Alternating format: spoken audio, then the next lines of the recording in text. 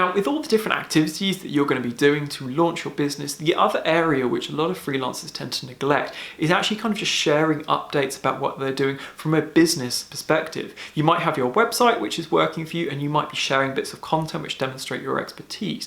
But it's also the case of you shouldn't be afraid to shout about the different things that you're actually doing.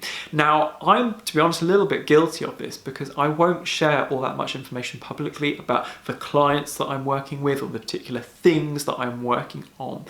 This is where it becomes a bit of a hard balance. You have some people on the one hand which will just inherently share almost everything they're doing on a day-to-day level in business. And to be honest, personal opinion here, it's really boring. You know, subsequently you're sitting in Starbucks working and you take a picture of your coffee.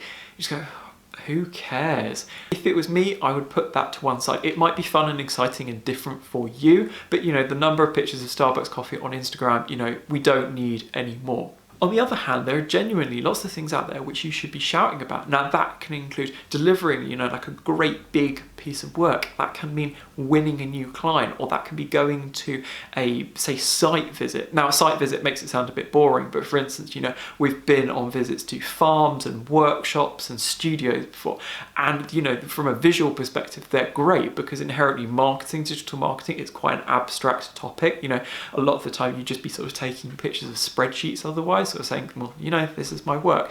So if there are those activities where you're out in the real world, it makes sense to share them, but try and make sure that whatever you're sharing is genuinely interesting and also relates back to your audience. It's great to show some personality, and it's great to show, you know, especially if you, as we discussed in terms of choosing names, are the brand, you know, you're not an agency, you're not the brand overall. It adds a lot more depth to who you are, and clients can subsequently look at it and appreciate that, you know, you're a genuine person that they might want to work with. But also always make sure that it kind of relates back in some way, in terms of adding personality or adding expertise. If you were to put some kind of ranty tweet about the, you know, the terrible customer service that you've experienced, say, at Starbucks, seeing as we're running with the theme, you go, well, what advantage does that have if someone is looking at that online? People consider it boring. So it's making sure that you stick to essentially the most interesting stuff that you can find online to keep you in people's minds. It's not necessarily the case that whatever you share is immediately going to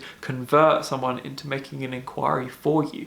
But a lot of this, in terms of creating content and sharing on social media and telling people about what you do, is setting you up for work in the long term so that people can have you at the front of their minds when they need digital marketing, or just know your name so that they can recommend you in the future. So with whatever you're doing in the world of digital marketing, try and document it, but only share, to be honest, the most interesting bits that is going to come out of it.